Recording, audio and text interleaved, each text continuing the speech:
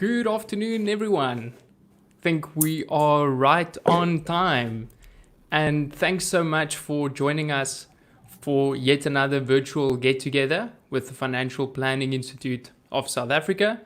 We are extremely honored to be having Dr. Daniel Crosby here all the way from Georgia. He managed to hop on just after finishing another presentation. So we're really excited to share what Daniel has created and his learnings through many years. We'll read a little bit of a bio, but just some housekeeping rules.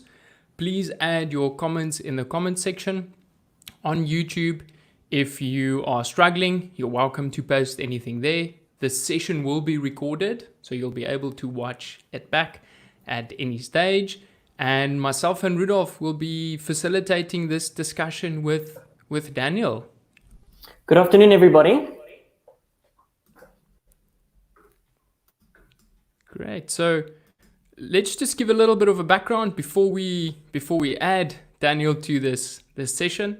So like I mentioned at the beginning, Daniel is based in the US, where he's the Chief Behavioural Officer at Brinker Capital. Now, that's not a role that we hear every day, specifically in the financial services environment in South Africa. He's got a psychological background. He is the New York Times best-selling author of numerous books, which we'll touch on in this session. He's been working with financial advisors for over a decade, and we're really honored to have him join today. So I'm going to add Daniel to the session. Hey, everyone. Thanks so much for joining us, Daniel. Yeah, my absolute pleasure. Thank you for having me. Great. I hope that this is the first of many sessions for the South African crowd, and you've definitely become a household name under many financial planners. So we feel very honored to have you. Thank you. I just got off a call with another South African client, so it's great to be spending some time on the continent today, so to speak. Excellent. Right, Rudolph's going to jump into it, and we've got about an hour today. We'll touch on some of the questions that people have posted, and we really just want to pick your brain and share some of your knowledge with the financial planners in South Africa. So over to Rudolph. Yeah, Daniel, it's such an honor to meet you and to have you here with us. And before we get into what you do, what you've done, and what you know, we would love to spend a bit of time getting to know who you are. And that's the Daniel without the doctor part. So I hope that's okay. And I hope I'm not freaking you out because it's getting so personal. No. You can't freak out a psychologist. We're used to talking about everything. Okay, well, I'm glad you said yes, because that was the only answer I prepped for. So if you said no, I would have had a problem.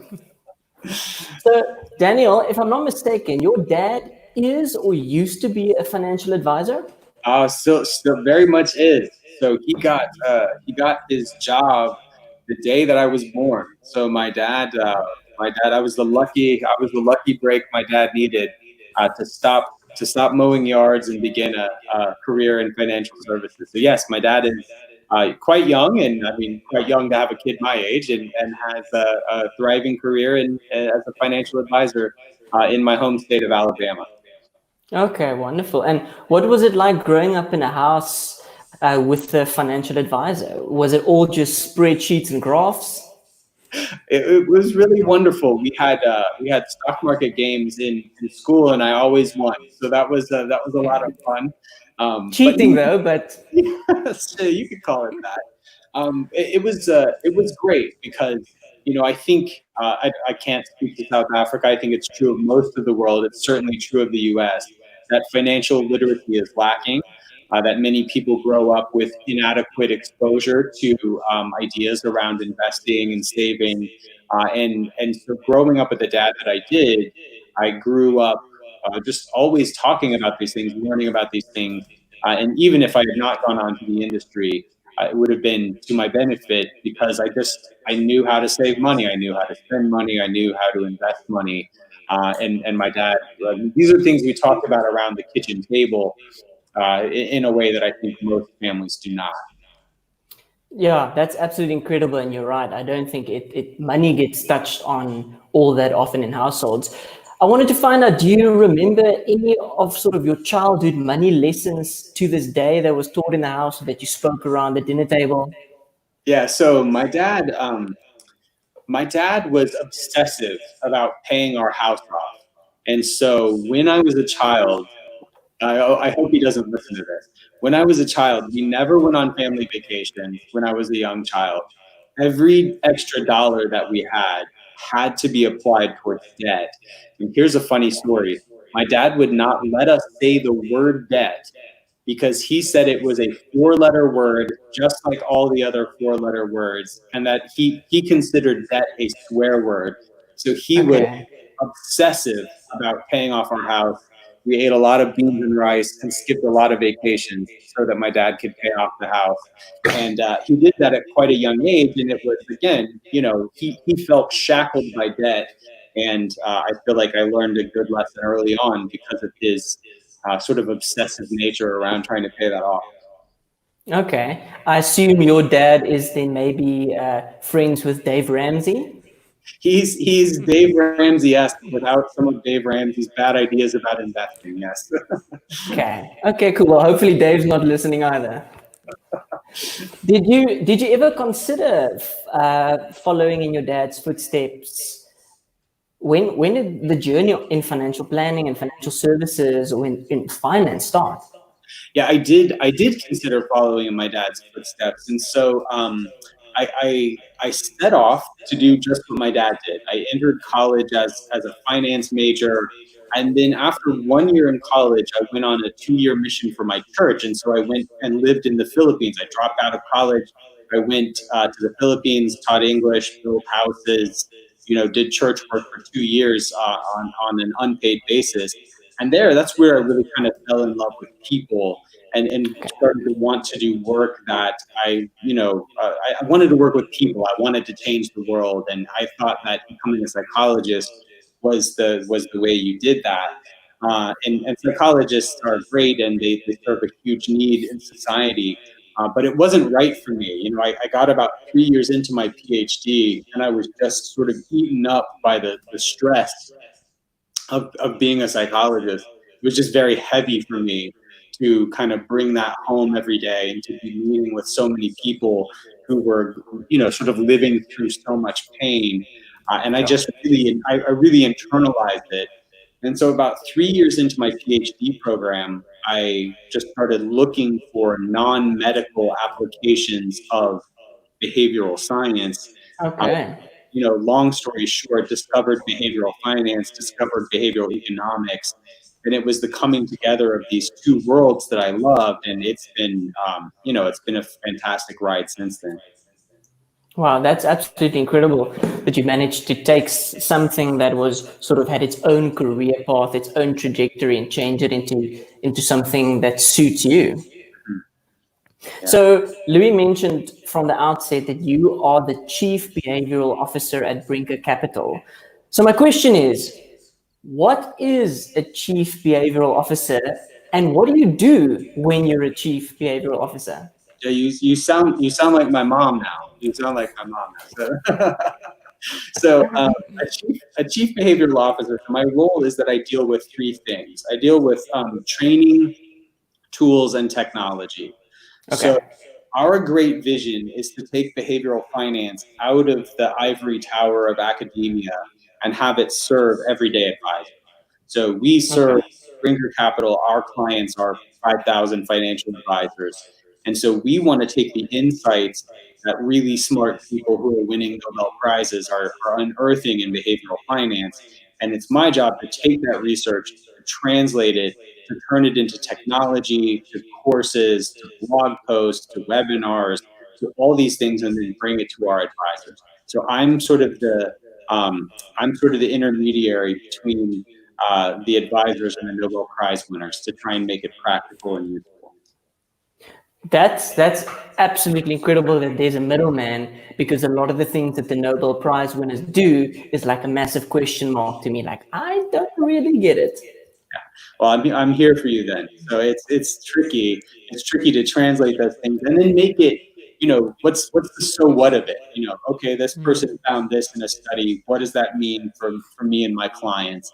That's my job, to sort of distill the so what of that into something meaningful. No, that's awesome, Daniel. I think that's such a valuable piece. And having been privileged to hear a lot of your talks and a lot of your podcasts, something that pops up quite a lot is this PERMA model by Martin Seligman. And I think it's something that's quite important in your life as well. Can you maybe share with us a little bit how advisors can use that and what they do with that model? Yeah, so great question. So the PERMA model is, so to rewind, the PERMA model is the child of Dr. Martin Seligman, as you said. It was his attempt at distilling down what makes a happy life. So for a really long time, psychology studied brokenness, right? Like we studied what was wrong with people, we studied what makes people sad. Seligman's insight was that he wanted to study what made people great, what made people exceptional, what made people great leaders. And so when he did that, he came up with these 5 things. And so it's an acronym.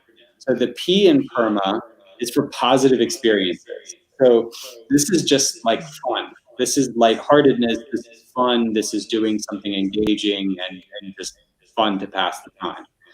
It's a little bit tricky to figure out what that is in the age of quarantine, but we're managing, right? So whether it's, having a dance party with your kids or eating a bowl of ice cream or whatever it is, it's, having a conversation with a friend, doing something fun, right?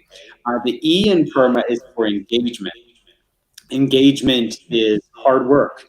It's hard work of a sort that is so engaging that you actually lose track of time. So I think many people, when they think about happiness, they go, oh, well, if I want to be really happy, I'm going to go lie on a beach somewhere and, forget about the world. And that's fun for a minute. That's fun for a little bit. But we find that deep work, meaningful work, is a part of what makes people sort of joyful, what makes people happy longer term. The R is for relationship. So I could kind of go on about this. Relationships are one of the biggest predictors of well-being and happiness. And so that's, again, tough in the age of coronavirus, but it's time for us to connect via video chat or however it may be with the people in our life that we care about. The M is for meaning, which is doing something bigger than yourself. Doing something for the world, doing something that's bigger than you and your self-interest. And A is for advancement. So the advancement is just being better today than we were yesterday, and charting that and monitoring it so that we're always making forward progress. So if you can get those 5 things, right? If you can have a little fun, do a little good work, be with people you love, serve the greater good, and monitor your progress along the way, like there's your recipe for a happy life. That's great. And so as a financial planner, where do we start? Do we start with ourselves or do we start with our clients? Like, where would we apply this model first on your experience? Yes. So this is really interesting. The place to start is with yourself. So clients have a sixth sense for these things. They understand that if they're being, I'm trying to think of a polite way to say it, they can smell BS, right? They can smell inauthenticity. They can smell you being disingenuous.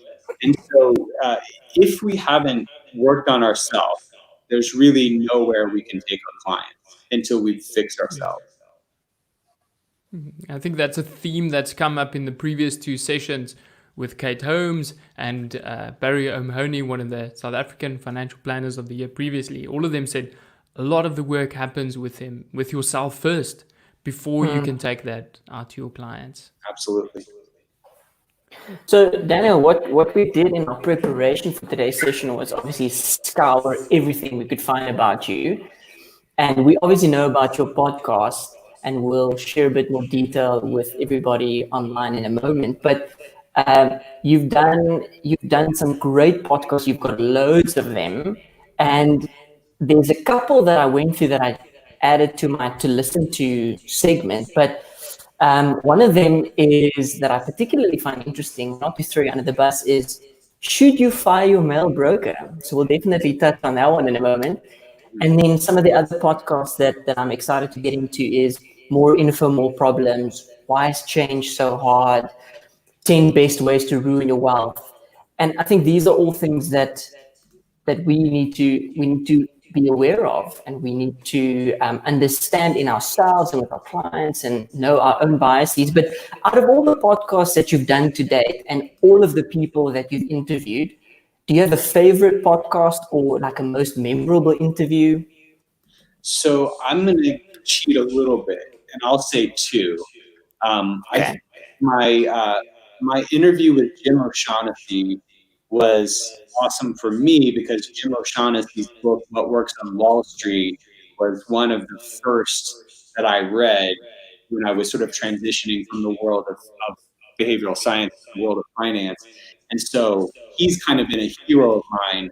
And now for him to have become a friend and, someone who I talked to on the phone, all that was like cool for me. So that conversation with Jim O'Shaughnessy was personally meaningful, and it's just a fantastic primer on factor investing. And then I think the Morgan Housel, we're going to let the market dictate. My interview with Morgan Housel has been by far the most popular. So we're going to listen to the people. We're going to say that Morgan Housel, who writes brilliantly about the intersection of psychology and money, we'll say that one's the best and let the market speak. Okay, great.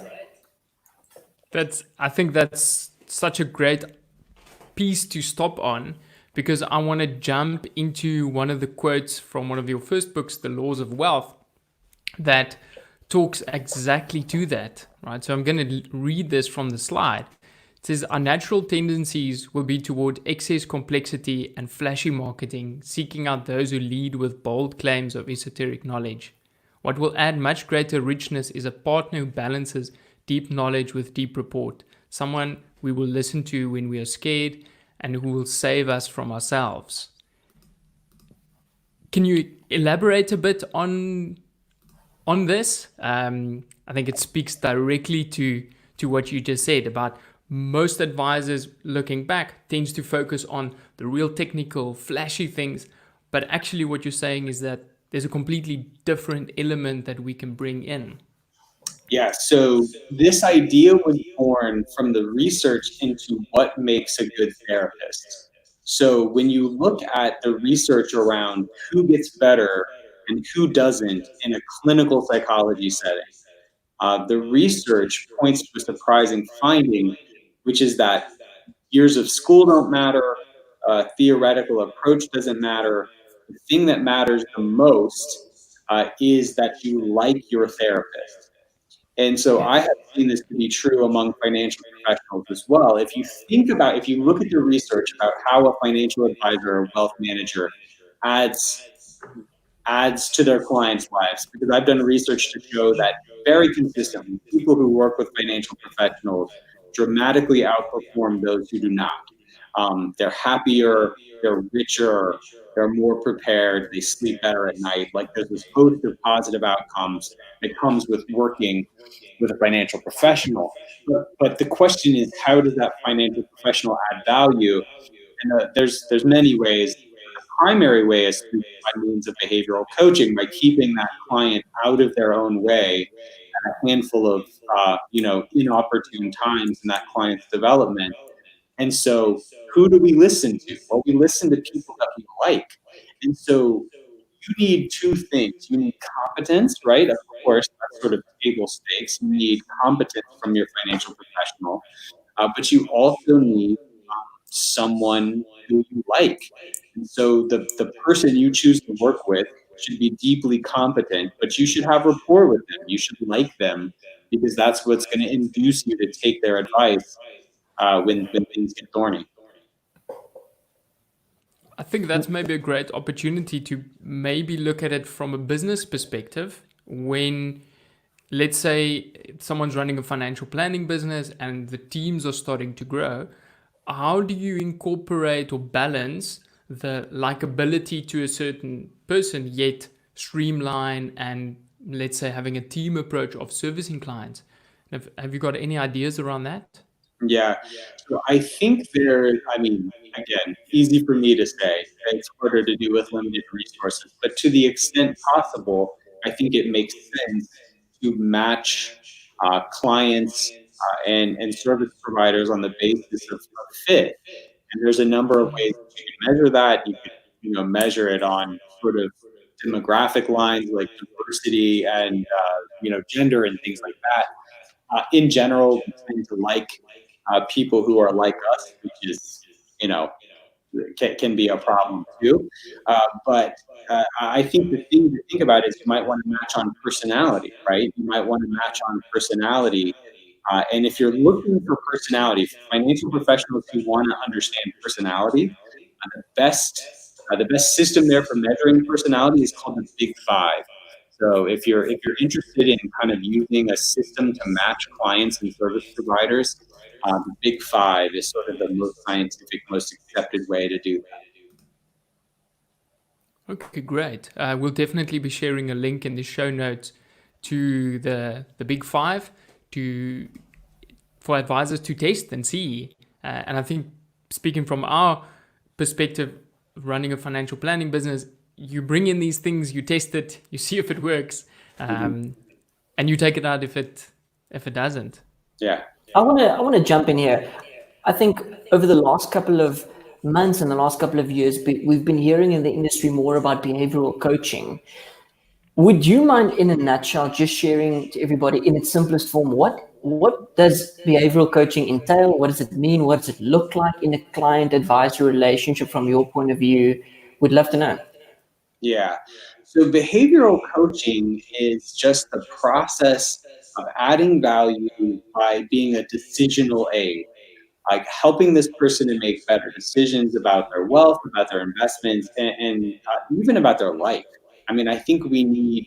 I think in a day and age when asset management is increasingly commoditized, even at a time when financial planning is not there yet, but financial planning is getting more and more commoditized. I think we need to move further and further into the realm of providing holistic value and being sort of a decisional aid, broadly speaking. So behavioral coaching is just this process of helping people understand how to manage their life and their money in a way that's going to make them happy, and then not make them sad. And those are, those are really two different conversations. You need to help people stay out of their own way, and you also need to help people spend money in a way that makes them happy. And luckily, there's a lot of research around that. There's a lot of research around how you can spend money in a way that makes you happy. So. That's incredible. So would you say that behavioral coaching is then closer in financial planning to a partnership, me and my client sitting around the table, than you coming me for help and I tell you what to do? Yes. Yeah. So there's two reasons why that's the case. The first reason is practical. It doesn't work. If people who are told something, we have a real natural response when we're commanded to do something, to kind of tell people to get lost, right? I mean, when people command us to do something, we have a real kind of pushback approach. So financial planning that has an element of sort of locking arms and moving forward together is much better. And then the other reason is just the client is really the expert on their own behavior, right? I mean, even as skilled as we become, the client is the expert on their own behavior, and we're really reliant on them. And we know from the psychological literature that if someone can if you can help them think it's their idea, right? Like if you can help your client come to the place where they bring it up, where they want to move, it's much more powerful than if you just command them. So yeah, I think that's absolutely the case. And it's not how people think about it. I think mostly when people come to a financial planner, they go, oh, thank God, like, here, take this. Like, I hate it, Yeah. here, Yeah. like, take this and Outsourcing. but we have to help them. We can take the sort of technical analytical stuff off the table, but we still need their partnership in kind of understanding the life that they want to craft together. Sure, that's great. The one podcast that Louis and I listened to on marketing, I think last week, it was about getting people to understand that clients, as you rightly mentioned, don't want you to be the expert. They are the experts. They want to be guided because essentially they're the hero of their own story. We shouldn't want to be their hero. We are just there to get them to achieve whatever it is that they set out to achieve. So, yes, no question. Would you say behavioral coaching or a behavioral coaching way of financial planning is the way of the future for our profession? Yes. I mean, I think it's the sort of last bastion of competition in and value add in financial services. I mean, if you look at the history, it's like for a long time we were gatekeepers. Like, 50 years ago, you couldn't place a trade without someone like you. So you had to go to your broker, right, to place a trade. And then the next thing was, oh, okay, you can, technology has disintermediated that. You can go place a trade for $5 or now for free. But I, the financial professional, am going to tell you how to beat the market. Well, that's not gone so well either, right? So we know that 85%, 85% of funds are beaten in the long term by the indices, and so that sort of narrative is eroding. So I think what we have left and what the research continues to back up is, yes, there is value to be had in working with a financial professional, but that value comes in the form of behavioral coaching and increased happiness and increased preparedness, and not in the form of me, shooting the lights out necessarily from a performance perspective. And the good thing is it's much easier to compete on, right? You can be entirely in control of your relationship, of your communication, of all these things, whereas you're never in control of the markets. And even funds that do very well, like even the minority of funds that consistently outperform, they still underperform about a third of the time. And so, a third of the time you're having the conversation of, why do we suck this year? Why are we so far behind this year? So it's research based, it's in the client's best interest, and it's completely within your control. So you gave me a yes, no question and I gave you a dissertation, but yeah, that's the answer. Well, you nailed it. So I want to add to that, because I think one of the rules in your laws of wealth was that your life is the best benchmark, right? Does that fit into what you're saying, that we should be evaluating the advisor's role relative to the client's life? So there's all of this cool research on this psychological construct called mental accounting. So mental accounting says that the way that we label a dollar, right, influences the way that we will spend it. And so we know that people spend bonuses differently than they spend rebates. We know people spend gambling money differently than they spend income from a job. There's even research to suggest that criminals who have like a day job. So, from 9 to 5, you work your day job. Rudolph's very concerned by my knowledge of this. But, from 9 to 5, you work your day job. And then in the evening, you have your illegal hustle. They do things with their regular money, like they, give charitably, they give to their church and things like that they don't do with their illicit money. So the way that we label money, or the way that we talk about money, dramatically influences the way that we spend it and save it. And so what we found in this idea of personal benchmarking is that naming your dollars is enormously impactful. So naming your dollars, saying this is Daniel's retirement fund, this is Daniel's college fund, this is Daniel's rainy day fund. It reduces the odds of going to cash by 66%. It increases savings dramatically. And it's the simplest thing in the world, but just taking it out of the ether, naming it relative to the things that it's for, brings about a host of positive behavioral outcomes.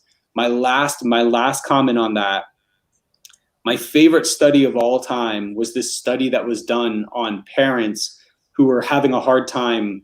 They were like minimum wage earners. They didn't make much money, and they're trying to get them to build like a rainy day fund. And what they did was they had them look at a picture of their children for 5 seconds before they could enter their bank account. So, a picture of their kids would flash up for 5 seconds before they could go in the bank account. And when they did that, when they focused on their kids for 5 seconds before making a financial decision, their savings increased 200%. So Wow. It's just tying it back to life. Like, this money isn't just a number. It's not a video game. Like, these things serve very specific needs. And when you can tie it back to those needs, you really see some cool stuff start to happen. That's so powerful. Mm. And I guess it would have to assume that you are taking someone through a journey, creating these goals and helping them fund those goals, right? Yeah. We've seen a wave of technology in the behavioral finance side. You recently had an interview with your friend Neil Page. They've got some really exciting technology that they've developed. I know you guys are working on something called Tulip. It's maybe a little bit behind the scenes. Are you able to share any of the interesting findings that you've managed to come across while developing these things? Yeah. So Neil Beige, everyone who's listening should definitely check out BIQ out of the UK. They're doing very great stuff. And Neil Beige is a wonderful friend and a great thinker. So someone who people should definitely check out. My innovation is called Tulip. It's a nod to the tulip bulb bubble of the 1600s, where in Amsterdam, a single tulip bulb in some cases would trade for as much as 10 years labor. They're just, absolutely out the roof, right? Like a single tulip bulb was the cost of like a premium townhome. And so Tulip is a gamified simulation of markets that we've developed. So it puts people through a simulated market. They enter their investable wealth, and then we say, okay, the market's up this much, the market's down this much. Here's what the newspaper says. Here's what's in the news. Here's the information you have. What do you do next? It's kind of like Choose Your Own Adventure. You guys are maybe too young to have read those Choose Your Own Adventure books. But when I was a kid, you would read these adventure books, and it's like, you're at the dragon's cave. Like, do you run away or do you go fight the dragon? And Tulip is kind of a choose your own adventure for your money. In the background, we are, of course, looking at all manner of behavioral analytics, right? We're seeing how long they take to make a decision. We're seeing how much they move around. We're seeing how they performance chase and how they make decisions. And then we're able to do a couple of cool things. We're able to give the advisors a very deep sense of their behavioral profile. We're able to create a behaviorally informed asset allocation. So sort of an asset allocation that will keep them between the rails of fear and greed. And we're also, this is my favorite part, we're also able to give real-time alerts. I don't know if you saw Minority Report, but I've always loved this idea of pre-crime, right? Like being able to anticipate when someone's about to make a mistake. So what we do in Tulip is to say, let's say that Rudolph, he plays the game, and we notice that every time he loses a round number, right? Every time Rudolph goes from 1,000,000 Rand to 995,000 Rand, he panics and gets conservative. What we do is we send Rudolph's advisor, we ping Rudolph's advisor when he loses a round number, and we say, hey, this gives your man problems, give him a call. So we're able to sort of alert, as part of the behavioral coaching process, we're sort of able to alert advisors in real time when they need to reach out and help their clients, keep them from doing something dumb. This is like the things out of movies. That's incredible. Yeah, I'm excited, and my company just got acquired, and so we just got acquired by a company with a much bigger technology profile. So I'm excited to see where we can take it in the future. Great. Congratulations on that acquisition. It Absolutely. sounds Well like the done. financial planning police almost coming in and saying, let's avoid you making bad decisions. A You bunch know of that a bunch of jackbooted financial planners kicking down your door and slapping the phone out of your hand before you can ruin your accumulation goals, right? Yeah. exactly will force you into the right behavior. I want to jump into a couple of the comments that are here just to share. People are finding it really helpful. Daniel Russell is saying, so true, good financial planners give their clients guidance and help them make rational decisions when they give into their emotions during panic. I think that's something that comes up a lot. People saying you need to remove your emotions from making financial decisions. Is that even possible to remove your emotions completely? No, it's not. It's not possible. So there's actually there's really cool research. I'd say it's really cool. It's sad. The people. So there's cool research on people who have had the parts of their brain damaged that process emotion. So they've had the emotional processing centers of their brain damaged, and so then they ask them to complete a host of tasks. And what they find of these people is really fascinating. So these people who can't really process emotions, they're great investors and they're great gamblers because they just play the numbers, right? They're great gamblers, they're great investors. But what they're terrible at is making everyday decisions. So they can't pick out what color shirt to wear because they're paralyzed, by whether to wear a red shirt or a blue shirt. They can't figure out what kind of ice cream they want because there's 30 flavors and they can't choose the one that they want. So what we learned from this research is that even decisions that on their face don't seem to have much of an emotional substrate really do. So every decision is an emotional decision. And we also know that financial decisions are the most emotional decisions. They monitor, I talk about this in my newest book, The Behavioral Investor. They've monitored brain activity when, putting people into different scenarios. They do stuff like show them pictures of death, things that make them consider their own death. And like, that's activating. They show them sexually stimulating pictures. That's, of course, activating. But the most activating of all is money. More than sex, more than death. We are the most emotional about money of anything. And so the trick here is there's two tricks, right? The first is trying to keep negative emotion from overriding a decision, right? Because we're never going to make an emotionless decision, but we can constrain that emotion. The advisor can constrain that emotion to the place where it's more manageable. But what's even better is if you can get emotion to work for you. And this is kind of a meta rule of behavioral finance is if there's ever a way to make that rule work for you, do that, right? Because it's way easier to just kind of go with the flow than to white knuckle willpower your way through something. So, I mean, the kid example I gave you before is a great example, like the 5-second picture. That's totally irrational, right? Like you should just save what you need to save. You shouldn't have to look at a picture of your kids to save what you need to save. But do I care that it's irrational if it works? Like, absolutely not. So if there's a way to make emotion work for you, do it. If there's a way to make it work for you, do it. And then if it's a corrosive emotion, if it's a negative emotion, yes, Russell is right. You need to stand in the way of that emotion to the extent possible to help them make a better decision. So this is the placebo effect for financial planning. Like just getting away from negativity and moving into positivity. Yeah.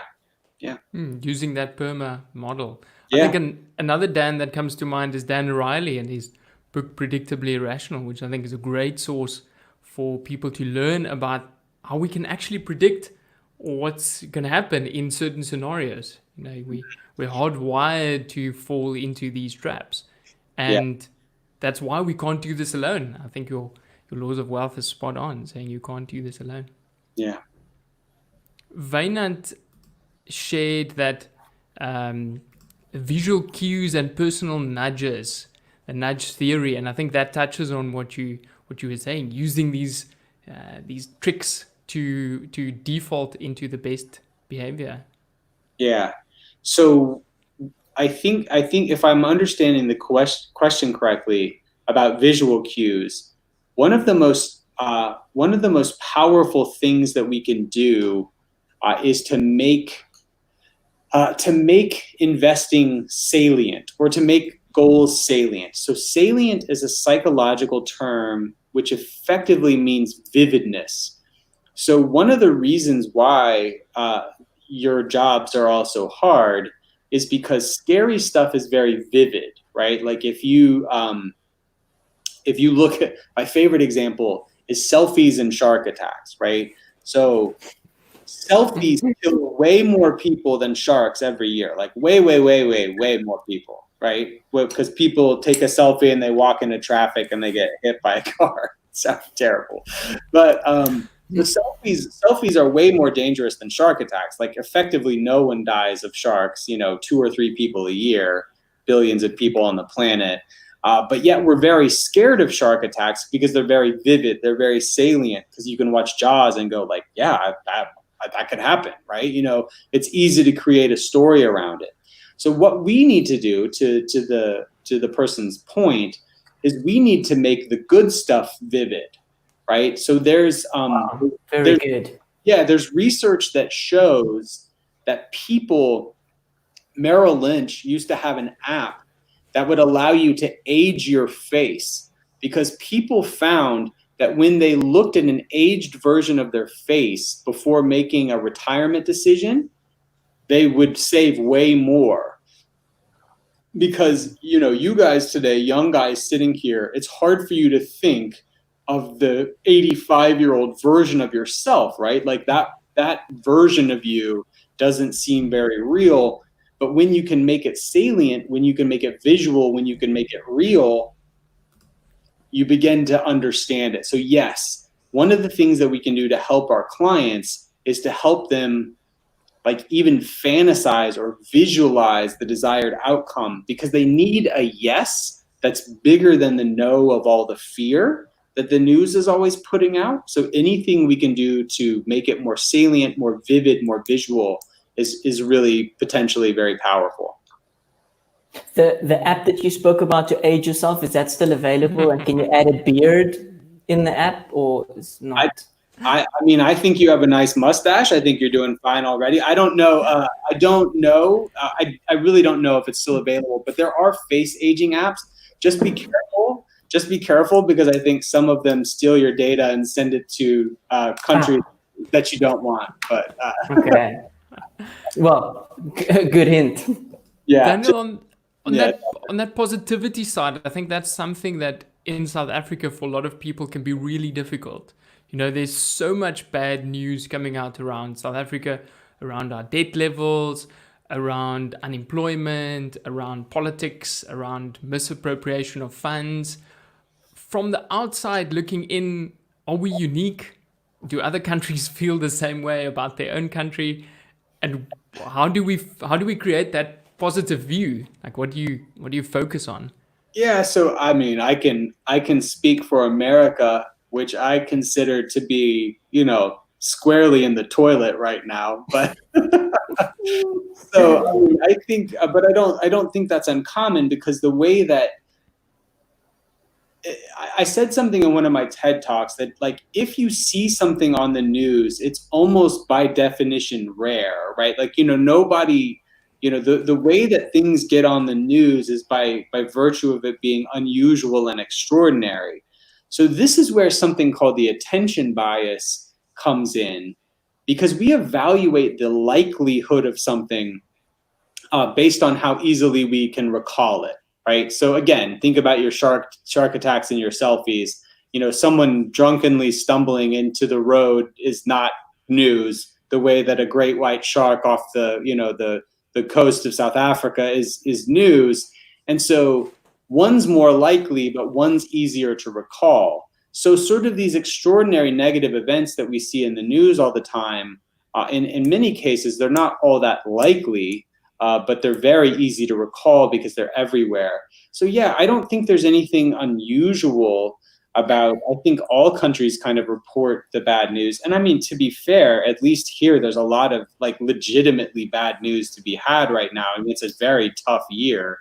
But I think you want to tune in enough to prepare, right? You want to know enough about what's going on in the world that you can protect yourself and your family. But at some point it becomes excessive, and it's not informing your preparation. It's just sort of doom scrolling. I don't know if you've heard this. They're sort of doom scrolling and sort of just feeding that negativity. So finding that line, I think, is important. Okay, and the advisor can act as that filter to maybe view it from a different angle. I think we often see someone just being very selective in the information, and then any information that might prove something to the contrary, they just ignore. Oh no, that's an anomaly.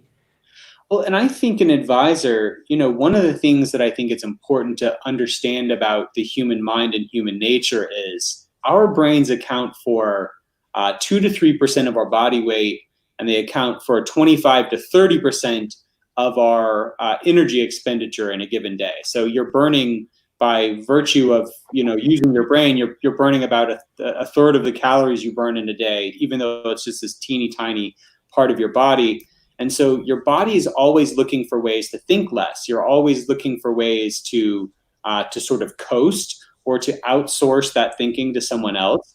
So I think what an advisor can even say is like, look, I watch the news so you don't have to.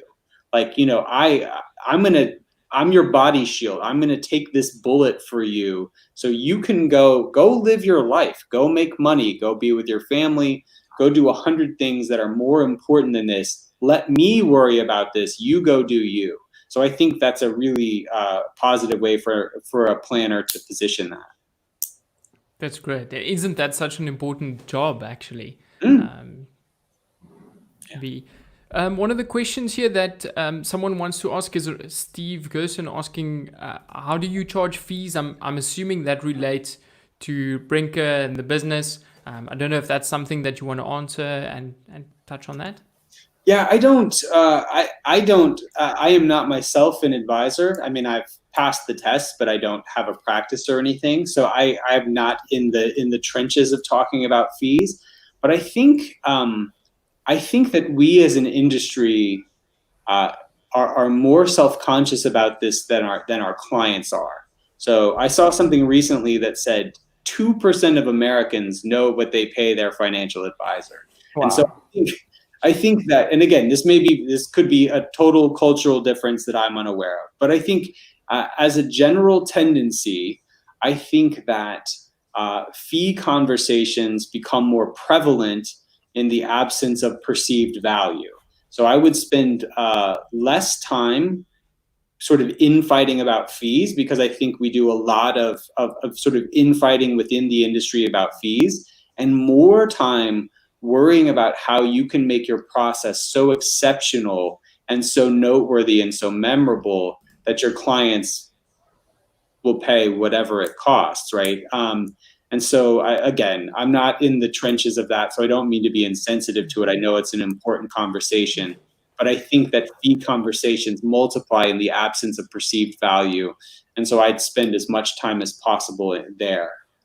This brings to mind one of the sessions during the Life 20 Summit that was a couple of weeks ago that Mitch Anthony and Paul Armstrong put on. And what was interesting on that was, I can't remember whose session it was, but they said you don't want to be measured on the tangibles. You don't want to have yourself weighed up by clients based on what percentage you can add to the portfolio, or what your sort of your measurables are. You want to be measured on the intangible things. How do people feel when they're around you? How do you make them feel about their hopes and their dreams? And what do you do for them? And do they walk out feeling lighter, more positive, feel that they can tackle life head on? And that resonated with me so much, saying, I don't want to just give myself out as a wealth manager. because I'm going to get you a better fund manager that's going to deliver a better return, because that's not possible. Next year, if that doesn't happen, because that's how I pitched my value add to the client, saying, I will get you better returns, that's something they can measure. And next year they go, well, you underperformed, so clearly I'm paying you for something that you aren't delivering, which I think is a space that a lot of people find themselves in. How do you get out of that? How do you move out of trying to differentiate yourself by the intangible things? Do you have any way that you can push us in a direction? So I think the first thing is to understand how few people even want the tangibles. So one of the pieces of research that I cite in our sort of advisor education arm that we do at Brinker, this research, I'm going to forget the source, but I know the numbers are right, that 87% of clients measure the relationship, measure the efficacy of the relationship on rapport. Like, right? So the number one thing that 87% of people are looking for from their advisor is that emotional connection. They want a friend. Wow. They want sort of a competent friend. 13% want market-beating performance. Now, again, though, you can promise the one, you cannot promise the other, right? Like you can totally in charge of the way that you relate to and care for and service your clients. You have effectively no control over the markets. And unless you're Bernie Madoff, there are going to be many, many years where you underperform. So yeah, I think your insight is absolutely correct. A book that I would encourage everyone to read as sort of a guidebook to creating this emotional experience is a book called Influence, the Psychology of Persuasion by a gentleman by the name of Robert Cialdini. And if you're looking to create sort of, for me, influence is sort of the meta skill of a financial professional. You know, if you're the leader of your firm, what is leadership but, influencing people to work in service of a common goal? Like if you want to sell more, planning, like what is selling but influencing people to part with their money and, in exchange for what is behavioral coaching, but influencing people to, put aside their present emotions to save for a rainy day. So Influence is the book that I would, really read for people who are interested in this concept. That's great. Thanks so much, Daniel. I think one thing that's interesting is over the last week, I've seen research from Morningstar that came out saying, if you ask investors what they want, right at the top of that list is helping me reach my goals. Mm-hmm. But more importantly, right at the bottom of the list, which I think surprised a lot of people, was help me to stay in control of my emotions. Mm-hmm. And that almost goes against what we're saying today. How can you explain that someone doesn't feel like they are irrational or emotional? So Natixis did a similar study a few years back. They found they talked to professionals, right? So they talked to, all the people on this call. They said, what's the number one value that you add? And they gave, a list, a list of possible responses. And 83% of financial professionals said the number one value that I add is behavioral coaching and sort of emotion management. And then they asked the clients, and 6%, 6% of the clients said the number one thing that my advisor does is manage my emotion. So the reason is they've been mismarketed to.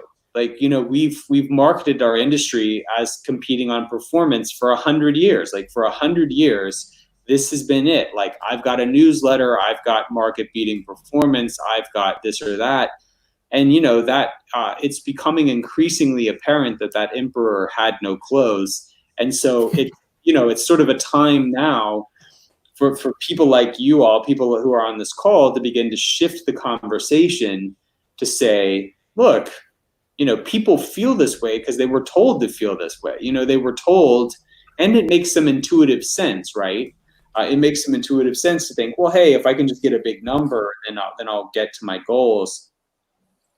Probably my favorite study from my book, The Laws of Wealth, though, it looked at the performance of the best performing mutual fund of the 2000s. So this fund, I think I'm going to get this right, got like 18.3% a year for 10 years. Like, I mean, killer performance, like absolutely stellar performance. But then they looked at the actual realized performance of the people who invested in that, and it was negative. So the people, what happened was it was a concentrated equity fund. So the fund would run up, it would get in the news, all the money would pile in, it would have a period of underperformance, everyone would jump ship, it would run up again, everyone would pile back in. And so even if you could pick a priori, which you can't, right? Even if you could pick a priori the funds that were going to outperform, your ability to capitalize from them is only as good as your ability to take the ride. So that's behavioral finance in a nutshell. Like the optimum portfolio is not the one that gets you the biggest returns. It's about anxiety adjusted returns. It's about the biggest returns that you can live with, right? The biggest returns that you can sleep well at night with. And so I think we have to start to tell a new story, and I think the clients will come around as we begin to tell a new story. Sure, that's very good. It's a branding exercise as a financial planner, more so than anything else. Mm-hmm. I want to share the books that you've written. They're all available on Amazon for people wanting to get them. I'd highly recommend The Laws of Wealth and Behavioral Investor. Are there more books on the way? Because to have written 4 books already it's a great accomplishment. Yeah, thank you. The Laws of Wealth and the Behavioral Investor, I think, are the 2 best. That's where I would start. I think your impulse is good there. I've started taking notes for a new book, but I mean it'll be a while. Books take a long time and they pay terribly, so I've had to. But thank you for sharing the great knowledge. I'm trying to get out of the habit of doing hard things that pay no money. So. Well, become an advisor. Perfect. The other parts we want to share is just a link to your podcast again, the Standard Deviations podcast, which you can find on iTunes, wherever you consume your podcasts. Just Google it. That's the easiest. And then you're also super active on Twitter. So I'd recommend everyone follow Daniel just to get a bit of a laugh every now and again and just to realize not to take life too seriously. The other one I want to just expand a little bit on is Humans Under Management. That's coming up later in the year. I know that you'll be presenting there, which I'm very excited to have you. It's the 8th of September. It'll be a full day session. So please go and check that out. I've added the link below, bit.ly/HUMSA 2020. So well, Louis, aren't you presenting at Humans Under Management as well? Yeah, well, both of us will be there. I think it'll be a fun event, and it's about the things that we are talking about today, right? How to manage the human side instead of trying to manage the investments. Yeah. Daniel, before we let you go, do you have a couple more minutes for a quick Q&A? I saw some great questions that hasn't been answered yet. Sure, I got a couple of minutes. The one question, Louis, I want you to just throw on the screen is from Elka. And she's saying, we talk about managing behavior in clients, but how do we protect our own behavior and resilience? Advisors are filtering a lot of bad news and worry for clients. How does this affect us, essentially? Elka, what's on your shoulder there? That's a very good question. So there's research. That's an incredibly insightful question. There's research out by Brad Klontz and another doctor. I'm spacing the name right now, but Brad Klontz put research forth after the Great Financial Crisis and found that 93% of financial advisors showed clinical levels of anxiety, depression, and in some cases, post-traumatic stress disorder. 93. 93. So 93%. So you think about our role as a behavioral coach. Our role as a behavioral coach is to stand in between and to, be the body shield, as I talked about earlier, to be the body shield for all of the fear and anxiety of our clients. And Elka is exactly right that takes a huge toll on us. The other thing that I would say to you is that we know that approximately 80% of what gets communicated to a client is nonverbal. And so if we're saying all the right things to a client and yet they can tell, like me, that I slept like crap last night, or, that they can tell that you can tell that we're worried, right? They can tell that we're going through our own things. It falls a little flat. And so I think the PERMA model that we talked about earlier, and that's everywhere, there's tons of books about it and everything, you can really dig in there. But I think those things, getting adequate nutrition, getting adequate exercise, working with that PERMA model to help take care of ourselves, because more than anything we say to our clients, we have to model to them that there's nothing to worry about. And I think, we're just humans. Like, we're worried about our own money. I don't know how things are there, but here we just found out we got to homeschool our kids, and so it's like, oh my gosh, you got to teach your kids in addition to doing your job, and it's just a lot. So I think I think Elka's question is an excellent one. There's research to suggest that we as an industry are in a lot of pain, and I think that we can only take our clients as far as we've taken ourselves, and so we need to model that for sure. Almost taking your own medicine first, and finding someone as that sounding board that can act as your advisor during this time.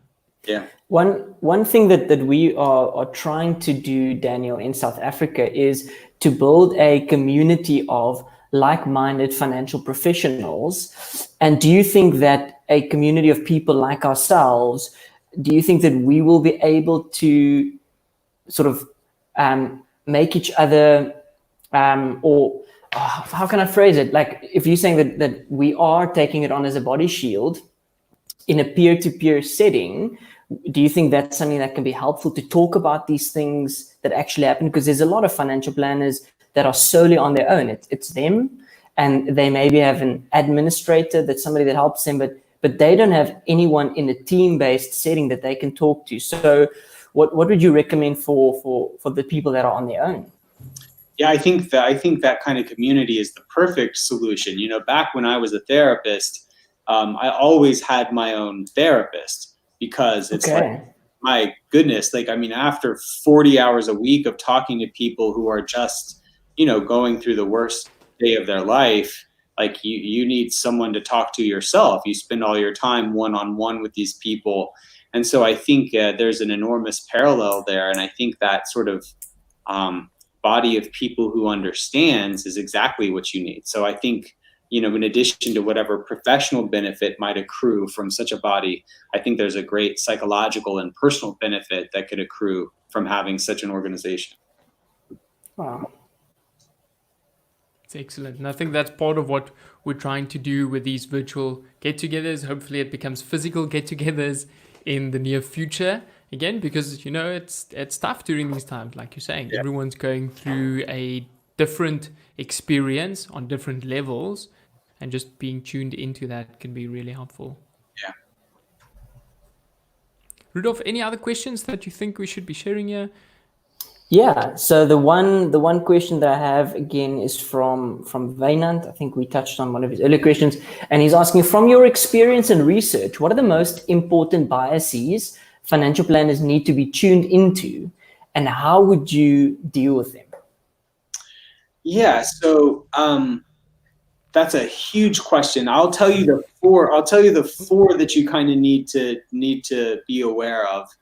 And I think in some cases the cure is self-evident, and then just read my book, right? So the one of the things that I did in the Behavioral Investor was I took the universe of 200 and something biases, because there's about 200 now, which is a little overwhelming, right? Like, what are you going to do when your clients walk in and go, welcome, there's 200 ways you can screw this up, please don't. What I did is I distilled those down, because a lot of them had sort of a common psychological underpinning. So to the question, the four biggest biases are ego, emotion, conservatism and attention. So ego is overconfidence. It's this tendency to think we're smarter, better than average, to think that we're luckier than average, and to think that we can know the future with greater certainty than we actually can. Emotion is just what it sounds like, the tendency to sort of let your gut override your head. Attention is the selfies and the sharks. It's the tendency to let a good story stand in the way of probability. And then conservatism is this tendency we have to not take adequate risk, to be wed to the status quo, to over allocate to home country stocks, like to confuse what we're familiar with what's safe. So those are the four, right? And I've written a ton about those, and I would go check those out. But I think if you can come up with a process that manages those four, I think you're on your way. That's excellent. I think that's so helpful. I mean, if we just see all the comments coming through, people saying, thank you so much for this. With the current conditions, we stand the risk to overload ourselves, forget to take time out and manage our own emotions. And the theme that keeps on coming up is that we have to start managing our own emotions, spending time on it before we can help our clients. Yeah. Great. And I think with that, Daniel, I want to say thank you so much for joining Thank you, today. Daniel. It really has been excellent. Thank you. Yes. So I've done more work in South Africa this year than ever before, and it's made me realize what a fun crew you all are, and I'm very excited to get down there when the world normalizes a bit. So I look forward to that day. Well, when you land in Cape Town, give us a buzz and we'll show you the wine farms. It really is a lot of fun once they open up again.